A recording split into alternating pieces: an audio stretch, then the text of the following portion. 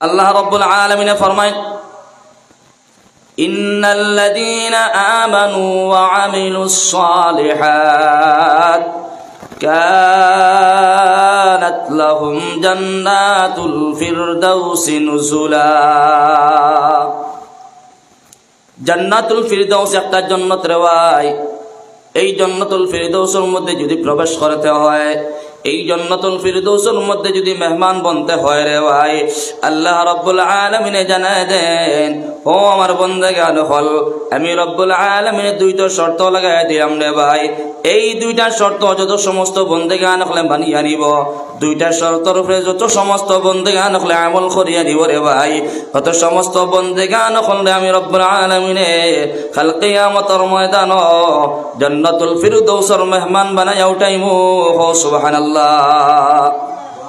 এক নম্বর শর্ত হইতে গেল গিয়া রব্বুল আলামিন ফরমাইন ইন্নাল্লাযীনা আমানু, ও সমস্ত আমার বান্দাগণ হল যারা আমি রব্বুল আলামিনের প্রতি ঈমান লই আইব রে ভাই, আমি রব্বুল আলামিনে বিশ্বাস করব, আমি রব্বুল আলামিনে মানি লইব গিয়া আমি রব্বুল আলামিন একা ওয়াহদাহু লা শারীকা লা, আমি রব্বুল আলামিন ছাড়া অন্য কোনো রব মানত না রে ভাই, আমি রব্বুল আলামিন এক বলিয়া স্বীকার করব, মুখ দিয়াও কইব রে ভাই, আর অন্তর দিয়াও সাক্ষী করব রে ভাই আমি রব্বুল আলামিনে মানব, আর জমিনের মধ্যে নেক আমলগুলা করিয়া দেব। আমি রব্বুল আলামিন যদি মানিয়া যায় আর জমিনের মধ্যে যদি নেক আমলগুলা যদি বান্দা করতে পারে না, এই বান্দারে আমি জান্নাতুল ফিরদাউস দিতাম না রে ভাই। যত সমস্ত বান্দাগণ হল আমি রব্বুল আলামিন মানিয়া যাইব আর সমাজের মধ্যে জমিনের মধ্যে নেক আমলগুলা করিয়া দেব রে ভাই, কত সমস্ত বান্দাগণ হল লাগিয়া আমি রব্বুল আলামিন জান্নাতুল ফিরদাউসের মেহমানদারি করব। সুবহানাল্লাহ। এখন দেখা যায় ইমানদার হইলে শুধুমাত্র ওইতো নয়, ইমানের সঙ্গে সঙ্গে নেক আমল করা লাগবো। আমি তো মনে করি আর আমি তো ইমানদার, আমার বাড়ির মধ্যে বইয়া ইমানদারি চালাই দিলে কাম হয়ে দিব গিয়া, ওই বলি ভাই ওইতো নাই।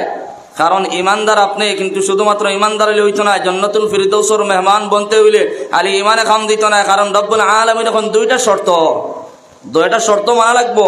এক নম্বরে ইমান আনা লাগবো, আর দ্বিতীয় নম্বর কথা হয় থাকলো গিয়া নেক আমল করা লাগবো। আজকে সমাজের ভিতরে আপনি কতটুকু নেক আমল কতরা, আমি কতটুকু করিয়া আফসোসের কথা, দুর্ভাগ্য দেখুন আজকে মসজিদের মধ্যে মানুষ নাই, কত অঞ্চল কত মানুষ সকলের অভাব নাই। আমার হামসায়া আমার আত্রাফ কিন্তু মানুষ বর্তমান করে সমাজ ও দুনিয়ামুখী।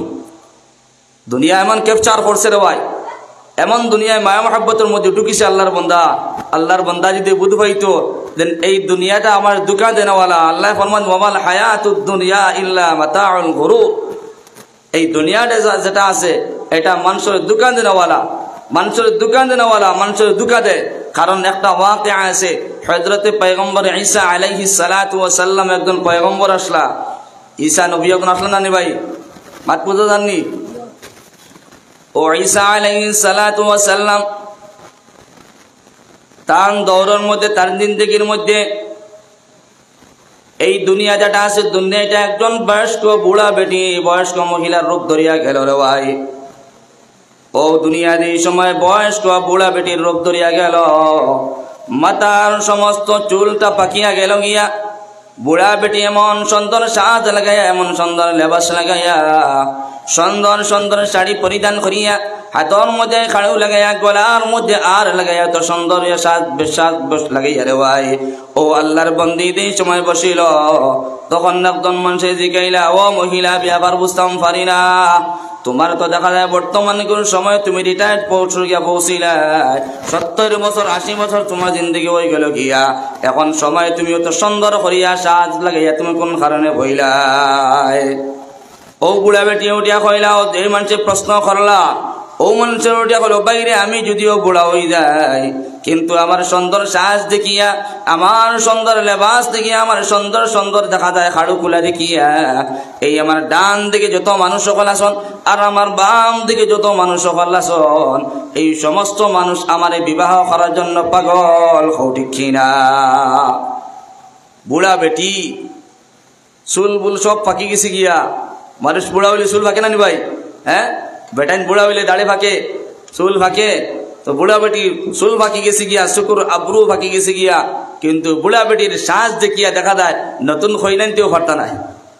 হ্যাঁ, নতুন হইলেন তো ভাত্তা পাইতা না, এমন সাজ লাগাইয়া তাহলে আমরা ফুড়ি বাতি যদি বিয়া দিবার সময় সুন্দর সুন্দর শাড়ি পরিধান করিয়া সুন্দর সুন্দর অলঙ্কার লাগাইয়া দেই যে সময় বলে আমার ফুড়ি বা করিয়া দিতাম, বাতি দিবা করিয়া দিতাম, কি সুন্দর লেবাস লাগাই দেই। তো বুড়া বেটি বলে সুন্দর লেবাস লাগাইয়া শাড়ি পরিধান করিয়া খাড়ু লাগাইয়া ঈসা পয়গম্বরের জমানার মধ্যে ও তাই বইসন এমন এক জায়গার মধ্যে আর একজন মানুষের জিকাইল বিয়াফার বুঝতাম পারি না, তুমি বুড়া বেটি আর অত সুন্দর লেবাস লাগাইয়া সুন্দর সুন্দর কাপড় লাগাইয়া কোন কারণে বইলায়? আর তোমার ডাইন দিকে আর বাম দিকে যত পুরুষ সকল দেখা যায়, যত মানুষ সকল দেখা যায়, ইটা মানুষ কিতার লাগিয়া। ও বুড়া বেটি এই সময় দিকাইলা, বুড়া বেটি এটা বলে ও বাইরে দেখো আমার ডাইন দিকে যত মানুষ সকল আর বাম দিকে যত সমস্ত মানুষ সকল আমার সারা মানুষে বিয়া শাদী করে তারে ভাই আমি বুড়া বেটি, কিন্তু যত মানুষে আদম নবীর থেকে এখন পর্যন্ত যত মানুষে আমার বিয়া শাদী করলা, যত মানুষে আমার বিবাহ করলা রে ভাই, সমস্ত মানুষে আমার লাখান মহিলায় ধ্বংস করিয়া মার্ডার করিয়া রে ভাই এই জমিনের মধ্যে পৌঁছায় দিলাম, ঠিক কিনা?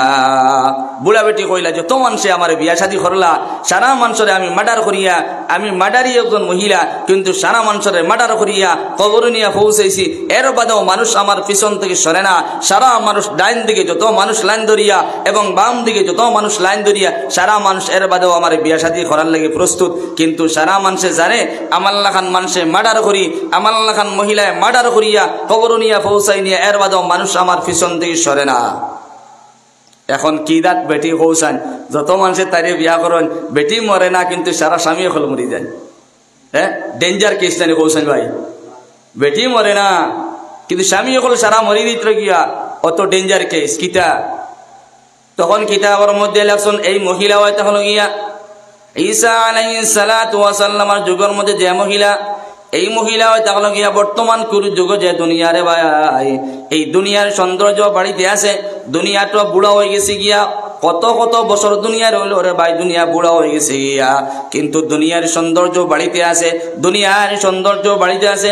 ডিজিটাল জমানা, আমরা বর্তমান কোন জমানা ডিজিটাল জমানা হই, কিন্তু দুনিয়ার সৌন্দর্য তো বাড়িতে আছে, অত সৌন্দর্য বাড়িতে আছে রে ভাই, কিন্তু দুনিয়ার পিছনে পড়লাম, দুনিয়ার মায়া মহাব্বতের মধ্যে পড়লাম, কিন্তু জানা রাখবা দুনিয়ায় তোমার দুঃখা দিব, তোমার সর্বনাশ করবো রে ভাই।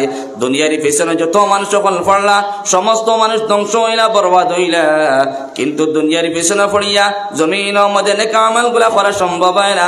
আল্লাহ রাব্বুল আলামিন ফরমায়, ও নবী মুহাম্মদুর রাসূলুল্লাহ সাল্লাল্লাহু তাআলা আলাইহি ওয়াসাল্লাম, আপনি আপনার উম্মতদের ও কথা বলিয়ে দাও, তারা যদি জান্নাতুল ফিরদাউসের মেহমান যদি বনতে হয়, আমি রাব্বুল আলামিনের প্রতি ঈমান আনা লাগবো, আর সঙ্গে সঙ্গে জমিনের মধ্যে নেক আমলগুলা করা লাগবো।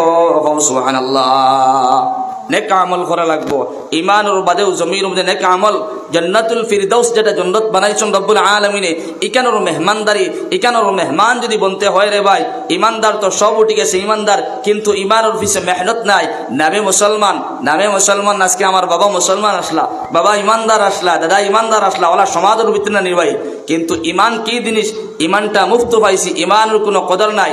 কারণ আল্লাহর নবী মুহাম্মদুর রাসূলুল্লাহ সাল্লাল্লাহু তাআলা আলাইহি ওয়াসাল্লাম ফরমান, ইমানের অত সম্মান, অত মর্যাদা, অত দামি বস্তু রে ভাই, একজন মানুষে যদি আপনার জবর পরিমাণ যদি রায় পরিমাণ যদি দানার মতন রে ভাই, ইমান লইয়া দুনিয়ার থেকে যদি খবর যাইতে পারে রে ভাই, আল্লাহ রাব্বুল আলামিনে দুনিয়ার শাস্তি সমস্ত ভোগ করার বাদে আল্লাহ রাব্বুল আলামিন জাহান্নাম থেকে মুক্তি করিয়া জান্নাতে প্রবেশ করাইবা। সুবহানাল্লাহ, জবর দানার মতন যদি ইমান লইয়া, যদি সরিষার দানার মতন ইমান লইয়া যদি কোনো মানুষ এই জমিন থেকে বিদায় লইতে পারে, নবী দিয়ে ফরমান কিয়ামতের ময়দানও জাহান্নাম থেকে মুক্তি হয়ে একদিন জান্নাতে গিয়ে প্রবেশ করব। সুবহানাল্লাহ,